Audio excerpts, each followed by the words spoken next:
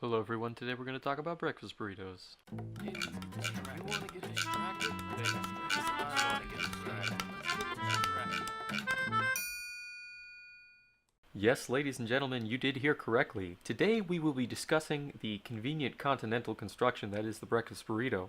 Now this is something that I, as a college student, feel that I have a decent expertise in as compared to my previous topic of artificial intelligence. Although I do artificial intelligence recreationally, this isn't something that I necessarily have a scholarly background in, but if there is something that I know, it's breakfast burritos. So I will be discussing my personal favorite in terms of the creation of a breakfast burrito and the ingredients that go along with it. All the while trying to play Fortnite and probably losing terribly. So bear with me and let's get right into it.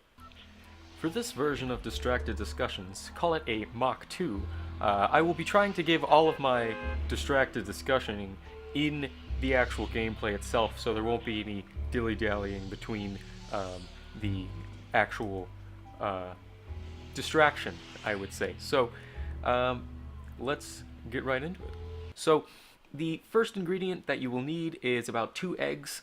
You also need 3 slices of bacon, and you will also need about 1/5 a russet potato, 1 tablespoon of vegetable oil, assorted spices, a dollop of salsa, and a healthy pinch of cheese. Now, with the salsa and the cheese, it is hard to find a situation where you can have both of those in the correct quantities. So it's completely fine to just get a bunch more than you need. Just know that you won't be using all of the substance in the container. You also need some sort of tortilla. Now, I prefer the flour tortilla. It is possible to get wheat tortillas. As well as with the bacon, I prefer a turkey bacon just because it tends to have less grease, gets a little bit more crispy, and we tend to see a little bit... So, as I was saying, if you opt for a turkey bacon selection, then you will have a crunchier and a little bit more saltier, I would say, flavor than with the regular bacon. Now, I do choose the turkey bacon due to the fact that it is less greasy.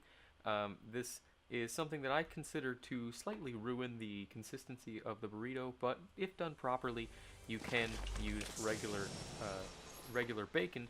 You just have to know to remove the grease when you get around to it. This is something that you can deal with on a later occasion.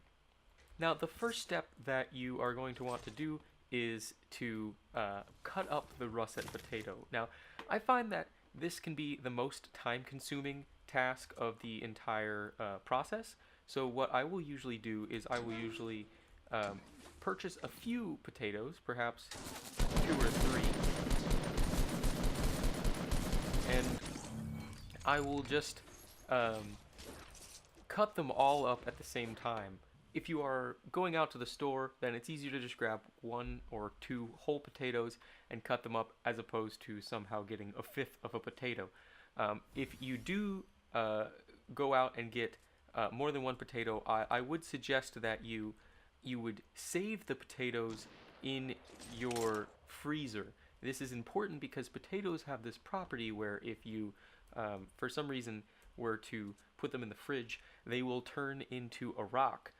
And also become very, very dark. And I'm not sure if it's less edible, but it is definitely less visually appealing.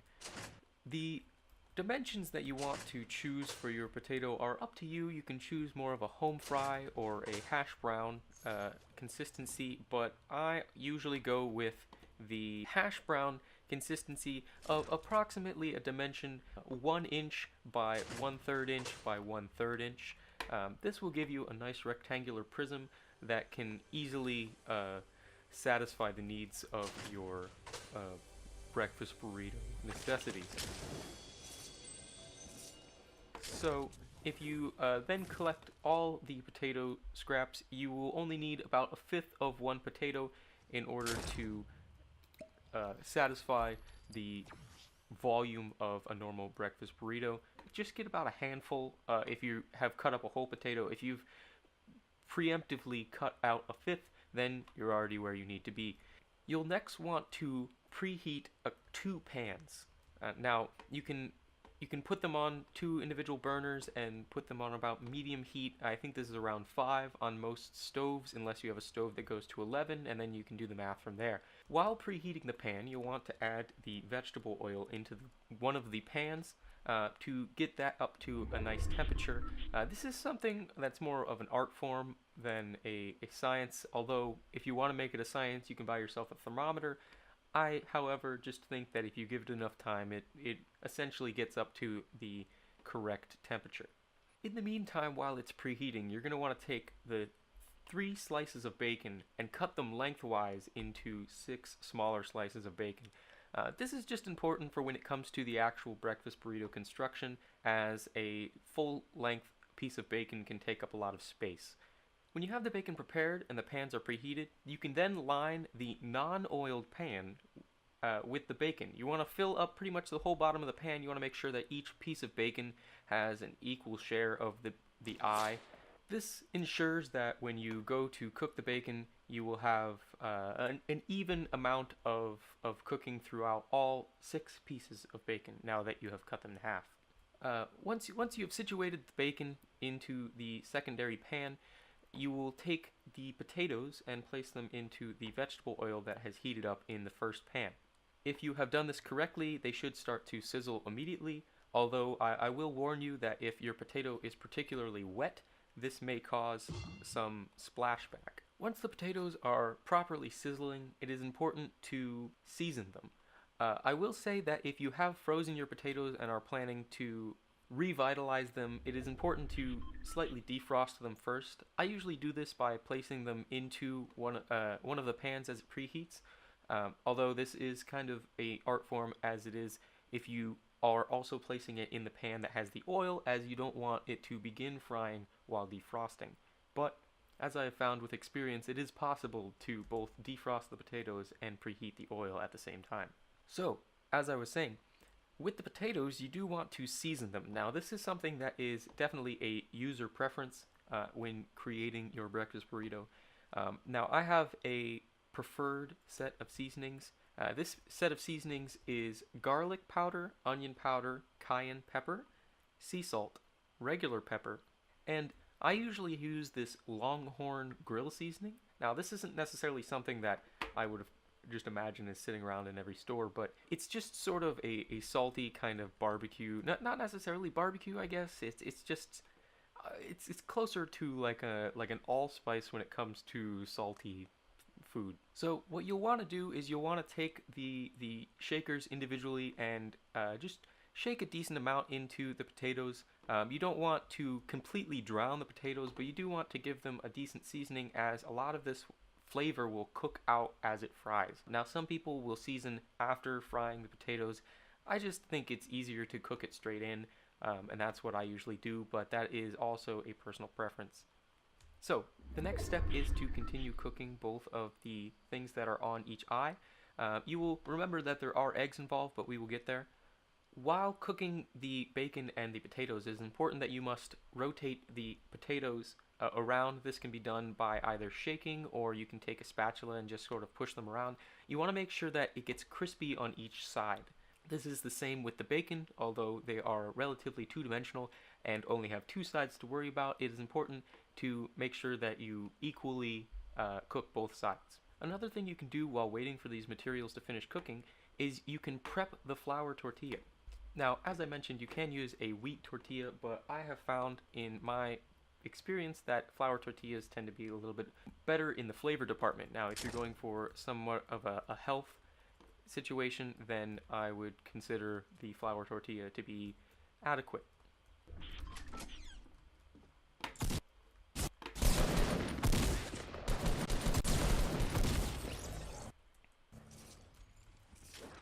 Okay, so now that you have properly cooked each of your potatoes and your bacon, you will then need to retrieve them from the pans and place them into the flour tortilla. Now, I did say you do need to prep your tortilla. This can be done by simply placing the tortilla onto a plate and popping it in the microwave for about 10 seconds. Now, this might seem a little unorthodox, but the interesting thing about microwaves is that they specifically heat up water very well. So they will allow the water to humidify the tortilla back to a more flavorful and savory condition. Once you have prepped the tortilla, you can then take the potatoes and the bacon and add them into the tortilla for later use. Some people might like to put a top over this plate that the tortilla is on just to keep the heat of everything into the burrito, but you can always just leave it out because the eggs later will be relatively hot and they will reheat up some of the materials inside. It's kind of your preference. Once you have removed the bacon and the potatoes from their individual pans, you can take the oiled pan and set it aside because we're done with that. And then you will take the bacon pan and keep it on the eye. You might want to reduce the heat a little bit just because when we cook eggs, we don't want to overcook one side and whatnot. So eggs will cook very fast and you don't need the heat to be extreme. So you're going to want to take the eggs and place them individually on, you'll need to crack them into the pan with the bacon grease. Now, it is important to use the pan with the bacon grease because bacon grease is amazing and will enhance the flavor of the eggs.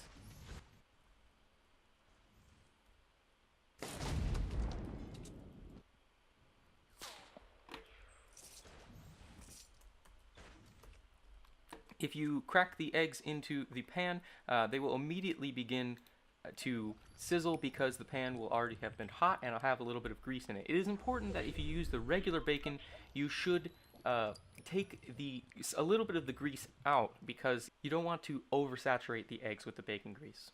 The eggs, as I mentioned, will cook very fast, so it is important to have your seasonings ready. I go for a lighter seasoning on the eggs as they have a pretty nice flavor in themselves.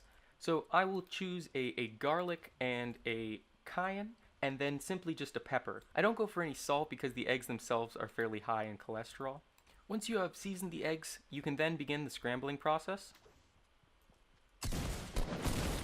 To scramble your eggs, you'll want to sort of push them around with the spatula. I wouldn't overmix the eggs. I prefer to have a difference in texture between the two different types of eggs when you have the egg whites and the egg yolk. This is important when you are creating a breakfast burrito like the one I'm creating because I prefer a burrito that has a lot of different textures and even different temperatures, and we'll get to that. As I mentioned, the eggs will cook fairly fast, so you can expect them to be relatively done once you have finished moving them around, but all you need to really look for is if the eggs are no longer showing any liquid qualities. This is something that could really mess up the consistency of a breakfast burrito, as there are a lot of different liquids available when it comes to grease, salsa, and just anything in general. So when you have the eggs once the eggs have reached a relatively solid consistency, you can remove them from the pan and add them to your tortilla that you have on the side with your bacon and your potatoes. At this point, we are done with both pans, so you can set them aside, and we can begin the final process of the burrito, the toppings. Now, with a burrito, it is very common to, especially since it is a Mexican dish, to have Mexican cheese and salsa, so you'll want to add those into the burrito at this time. Some people like to cook the cheese and salsa into their eggs. I would consider this wrong, and I never do this because it really just kind of makes the eggs all creamy, and as I mentioned, consistency is very important when it comes to breakfast burritos. So, as I mentioned, you put the salsa and the cheese into on top of the breakfast burrito. You may need to reorganize it a little bit, but at this point you are able to actually go and fold the burrito into its proper shape.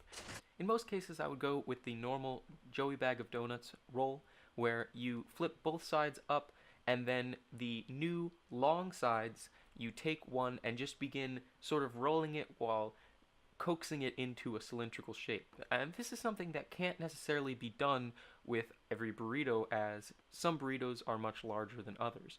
In the case that this doesn't work, you can fold the bottom side up and then fold the left and the right side into the middle, making somewhat of a hot pocket kind of shape, with one side open. At this point, you have a very nice breakfast burrito, and you can enjoy. And hopefully in time, this will not consume too much of your morning, and you will be able to make a convenient dish that you can bring along with you on your trip to work. So with that, I guess I'll just try and finish out this game.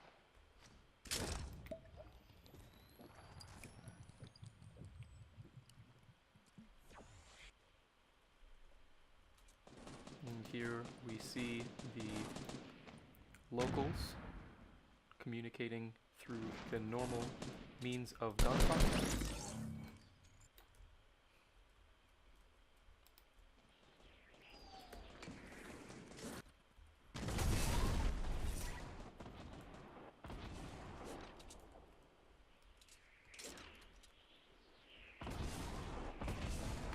Seems he's not very happy with my current location. We'll go try and say hello. I keep hearing it.